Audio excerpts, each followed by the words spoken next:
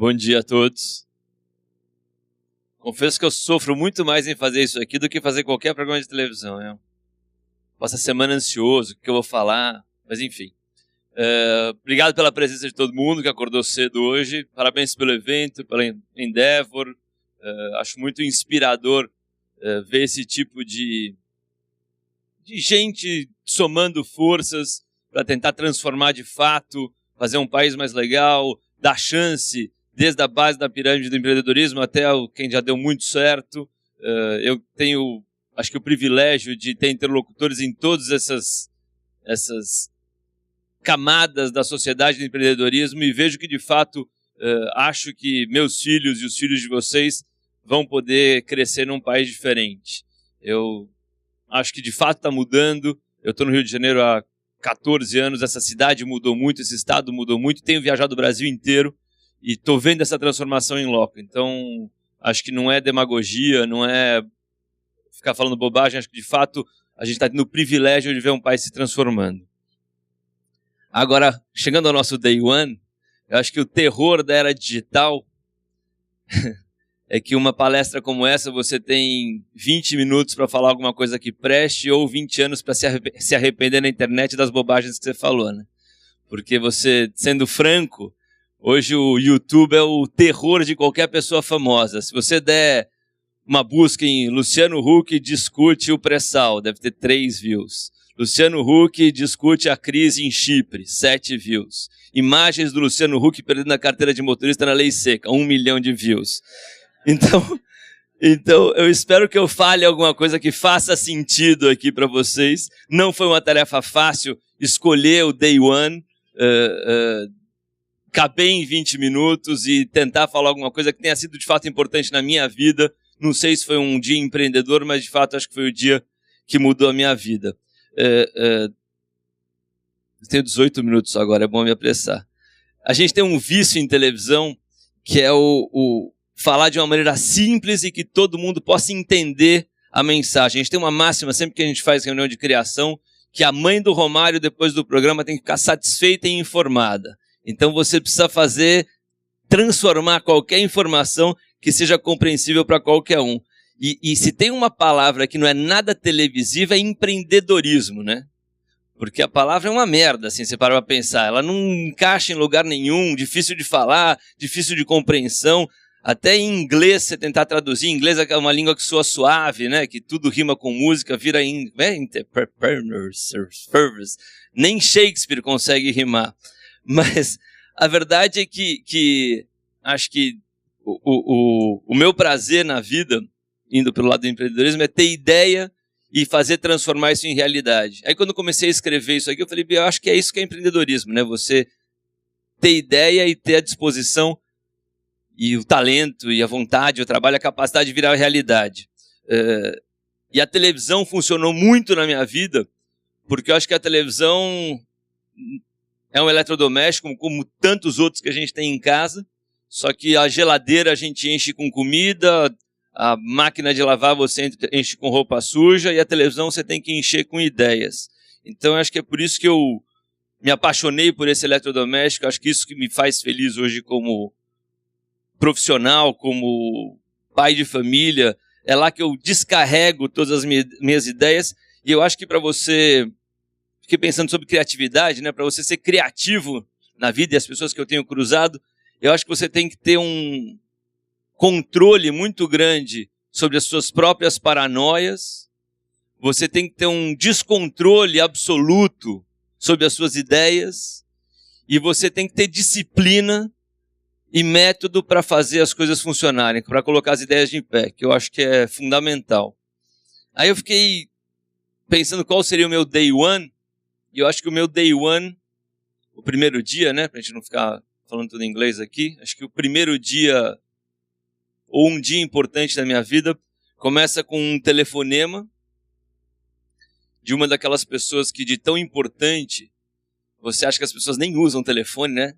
Que elas falam por telepatia, ou que elas só usam memorandos, mas que jamais usariam telefone, mas eu recebo um telefonema perguntando se eu podia me encontrar para bater um papo. Óbvio que eu poderia bater esse papo, se ela marcasse às 11h55 do dia 31 de dezembro, eu estaria lá com certeza, Mas eu fiz, não, posso, mas quando? Marquei para dali uma semana a conversa, sofri durante uma semana até chegar o dia dessa conversa. E ela marcou num restaurante no Shopping D&D em São Paulo. Para quem conhece, é um shopping de decoração que tem ali na Marginal Pinheiros. Eu cheguei pontualmente na hora marcada, mas só eu cheguei pontualmente na hora marcada. Fiquei lá 1 hora esperando. Já estava quase desistindo. Na verdade, achei que estavam desistindo de mim e não eu que estava desistindo. Até que chegou um cidadão de terno preto, walkie-talkie no ouvido, eu sentado no restaurante sozinho, com cara tipo de policial civil fazendo bico, assim. Aí chegou pertinho da mesa, encostou, falou, senhor Luciano Huck? Falei, pois não. Me acompanhe. Falei, pois não. E lá saiu eu atrás do senhor de terno preto, sem falar uma palavra, no Shopping D&D, andando. E aí, só para contextualizar um pouco quem era aquele menino que estava sentado na mesa e o que estava acontecendo na minha vida naquela época, a gente está em 1999, um ano que Chico Anísio, grande mestre do humor e da criação e enfim, de ideias, tinha dito numa entrevista, até anotei para ele, abriu aspas e disse, o Serginho Groisman chegou na emissora com 15 anos de atraso, e o Luciano Huck veio com 10 anos de antecedência. Na época o Chico estava falando das contratações que a TV Globo tinha acabado de fazer.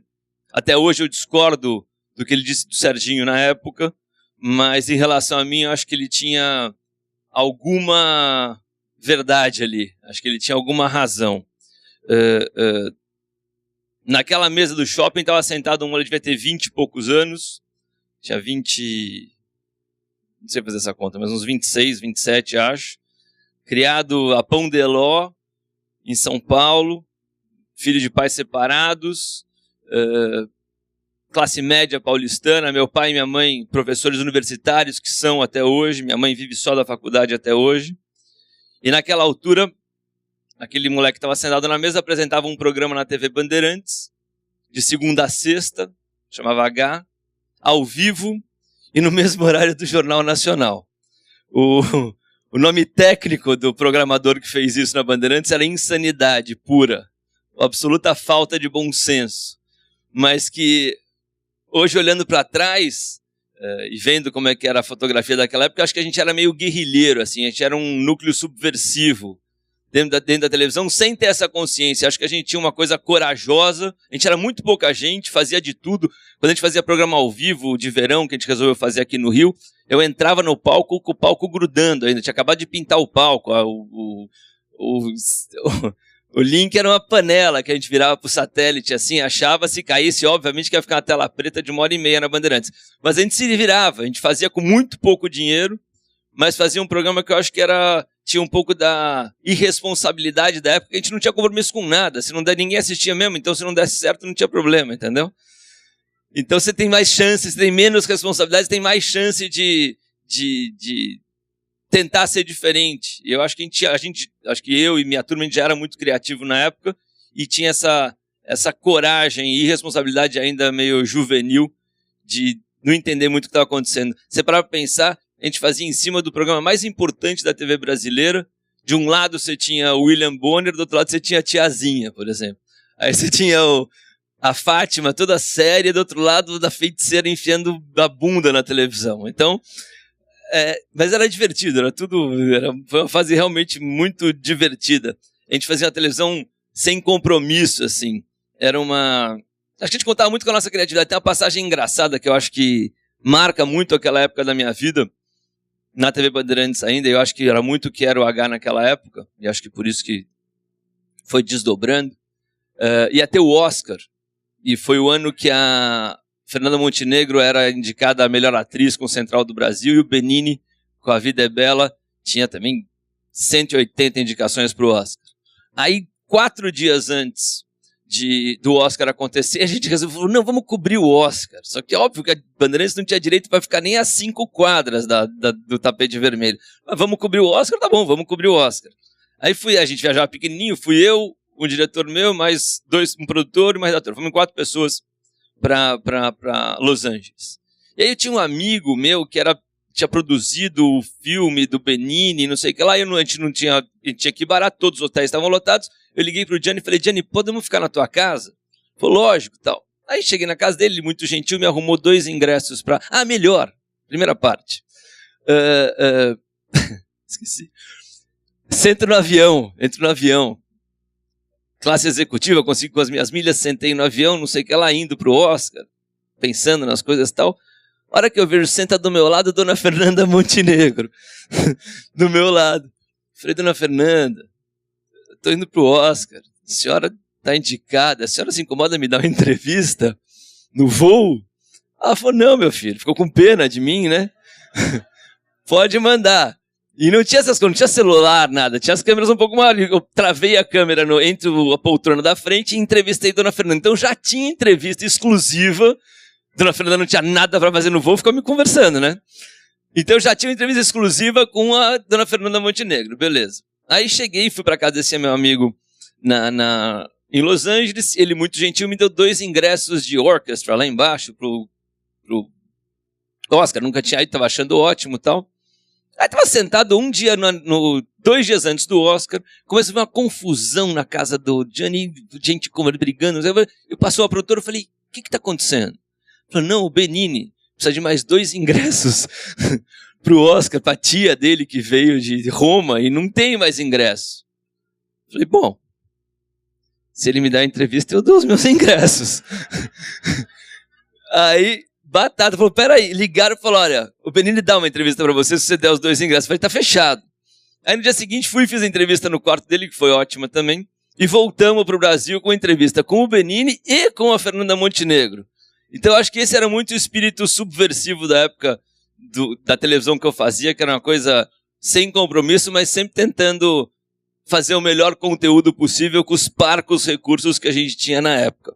Mas o fato é que isso dava 5 pontos à noite na Bandeirantes, em cima do Jornal Nacional, o que era uma coisa bem importante. Só para contextualizar um pouco melhor, além do programa de TV que eu fazia, nessa época que eu estava com 26, 27 anos, eu tinha boate em Maresias, São Paulo e Rio de Janeiro, tinha restaurante em São Paulo, tinha uma coluna diária no Jornal da Tarde, apresentava um programa de rádio domingo à noite na Jovem Passat, eu tinha uma pousada em Fernando de Noronha e um monte de coisa que eu não me lembro.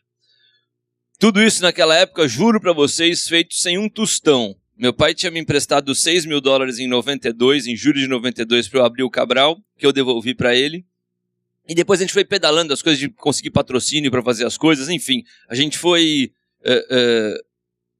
acho que eu fui empreendendo do jeito que eu podia. Até que eu não ganhei dinheiro nenhum na época ainda, mas trabalhava muito. Mas deixa eu voltar um pouco, só para contextualizar esse 1999, quem era esse menino que estava sentado naquela mesa do Shopping D&D. Então eu volto para a mesa, estava lá sentado eu, me achando o pica das galáxias, e só... Com o tempo, acho que eu pude aprender e entender que quem estava sentado ali era um menino um tanto quanto mimado, eu acho, com um universo um tanto quanto limitado aos jardins de São Paulo, apesar de muito criativo, mas estava ali. Acho que daqui a pouco chego na minha melhora como ser humano, que acho que aconteceu nos últimos 14 anos. Mas o fato é que eu comecei a seguir aquele cidadão de terno, com pinta de James Bond de Irajá, fui seguindo o cidadão que entrou num elevador no meio do shopping, subiu o elevador e foi tipo, sabe Alice nos Países das Maravilhas, que ela entra no toco de árvore e sai numa outra dimensão, numa casa? Foi isso, eu entrei naquele elevador no shopping e segui o cidadão. E fui seguindo ele no corredor do hotel e voltando à minha contextualização, que eu falei que eu era um menino mimado sentado naquela mesa, eu acho que 14 anos depois daquela cena naquele corredor, estou aqui hoje, e eu acho que eu finalmente entendi a minha missão na televisão e no mundo. Eu acho que foi a televisão, sem a menor dúvida, principalmente a TV Globo, e eu acho que está sendo a minha escola, porque eu digo que a gente faz que é televisão de alta performance, e que aos trancos e barrancos, eu acho que está me ensinando e me ensinou muito o que eu acho principal para qualquer empreendedor em qualquer estágio da vida, que é ter foco. Você ter um olhar criativo sobre o mundo, acho que muito mais do que talento é treino, cara. É o treino de como você olhar as coisas. Acho que quanto mais você treina, mais criativo você fica. E eu acho que se você não conseguir atrelar a sua criatividade a uma pitada bem grande de disciplina, de trabalho e principalmente de foco, que eu já disse, você acaba virando uma pessoa cheia de ideias, mas perdida nas suas ideias. Você não consegue colocar nada de pé.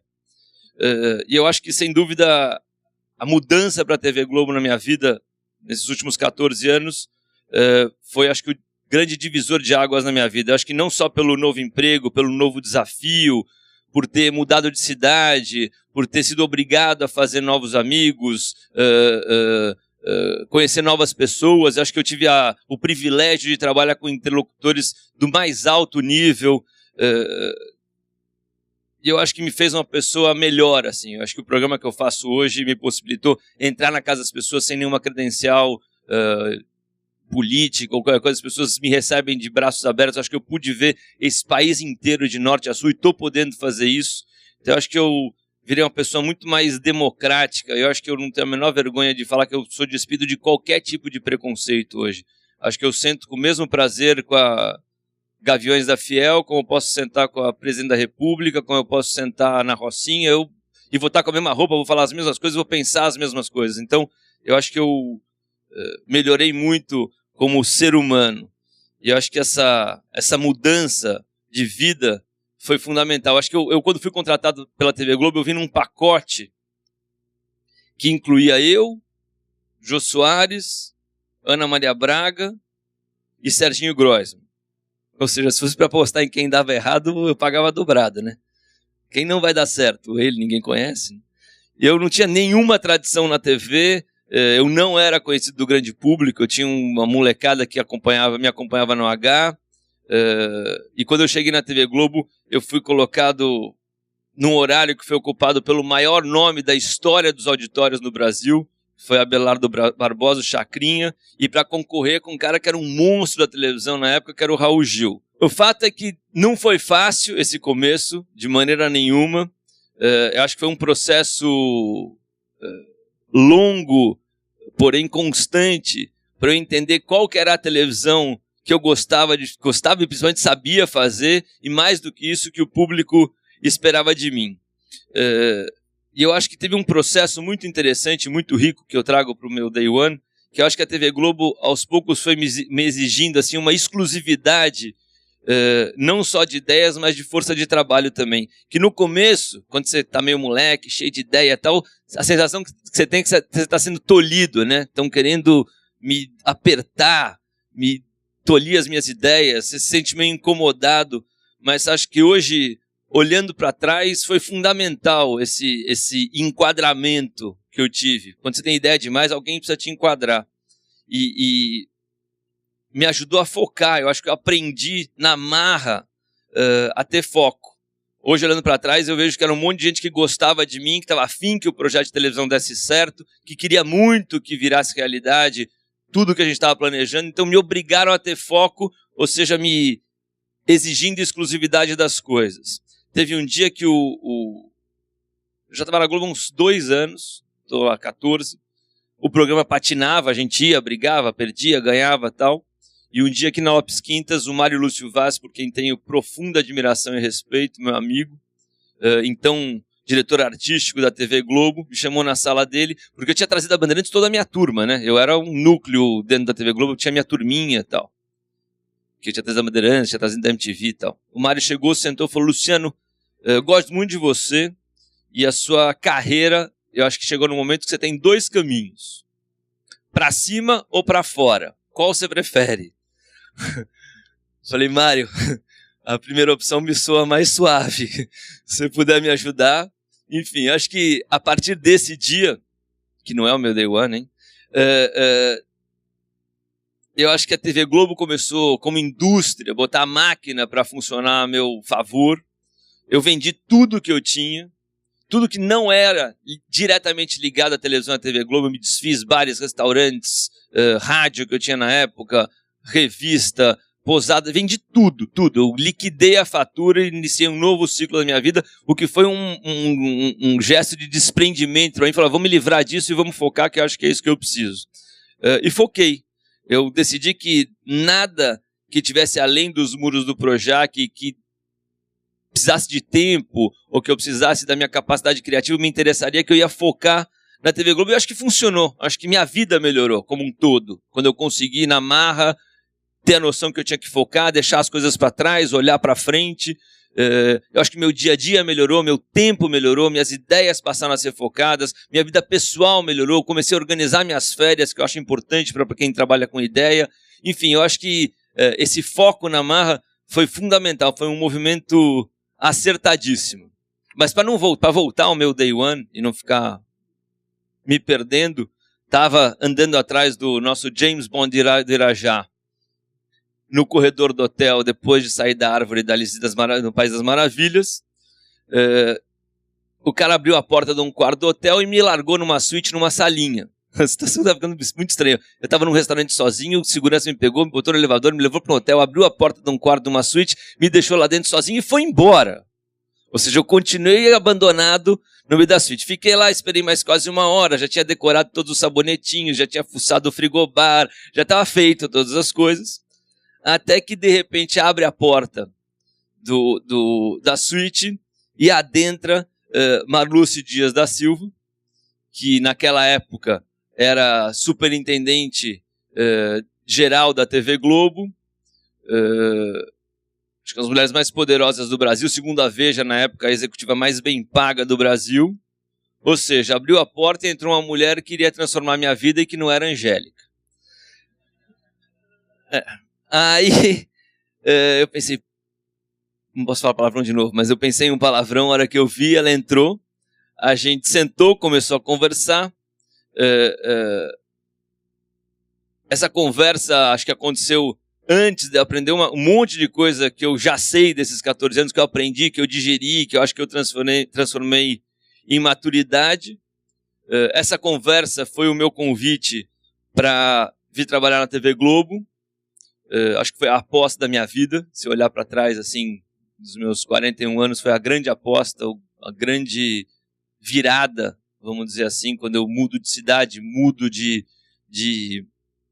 ambiente. Eu adoro São Paulo, sou louco, a minha cidade, mas acho que ter vindo para o Rio de Janeiro me fez muito bem, no sentido que eu acho que é uma cidade muito democrática. Eu era muito limitado ao universo dos jardins, eu nunca tinha...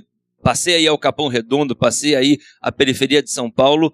Depois que eu mudei para o Rio de Janeiro, hoje conheço com uma palma da minha mão, frequento, gosto, tenho interlocutores e amigos lá. Mas eu acho que essa foi a grande virada da minha vida, porque eu virei um cara mais aberto. Eu aprendi um monte de coisa, eu fui obrigado a mudar, eu fui obrigado a aprender, fui obrigado a jogar fora os preconceitos, fui obrigado a entender que o mundo, que misturar é muito mais divertido, a vida fica muito mais saudável. O Júnior, que ia dar a palestra daqui a pouco, que hoje foi um dos grandes que me ajudou nessa transformação. Com o Júnior eu frequentei todos os presídios do Rio de Janeiro, eu frequentei todas as periferias juntos. Eu acho que aquele dia, aquela conversa com a Marluce, não só profissionalmente foi a grande transformação da minha vida, mas eu acho que, sem a menor dúvida, foi uma conversa de 2 horas que definiu ou encaminhou o resto da minha vida. O que sobra do meu day one, pensando e refletindo, e para empreendedores ou jovens empreendedores, é que a máxima de você se apaixonar por uma ideia, focar nela e trabalhar muito por ela, pode parecer clichê, pode parecer piegas, mas eu acho que é que nem usar camisinha, funciona. Não tem muito... Funciona. Você se apaixonar por uma ideia, viver ela, ninguém vai vender ela melhor do que você. Então, funciona mesmo, e eu acho que não é por grana, é por absoluta paixão mesmo. Eu duvido que Michelangelo tenha passado 16 anos pintando a Capela Sistina pensando no cheque que a cura ia pagar no final. Então eu acho que a paixão, a boa ideia, o talento sobressai a qualquer coisa. Hoje eu sou maluco no que eu faço, adoro de fato a empresa onde eu trabalho, tenho uma paixão enlouquecida pela televisão. Meu tempo hoje é quase 100% dedicado ao dia a dia da televisão. E eu acho que o que pode sobrar aqui, se eu puder falar alguma coisa sobre o futuro de jovens empreendedores que possam estar aqui me ouvindo hoje, é que querer muito ajuda demais.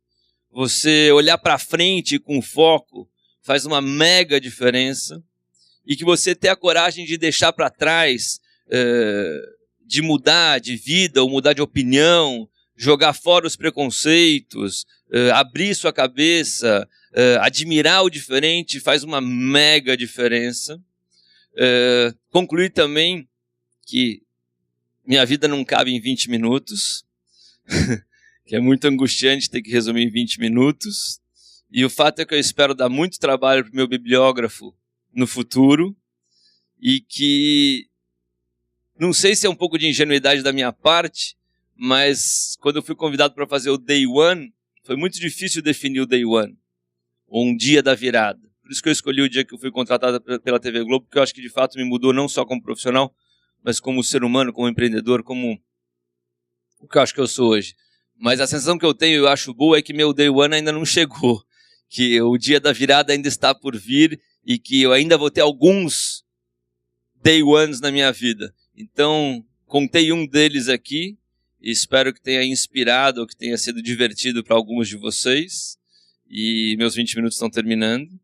E espero poder voltar e contar outros Day Ones no futuro, conforme eles forem acontecendo na minha vida. Muito obrigado.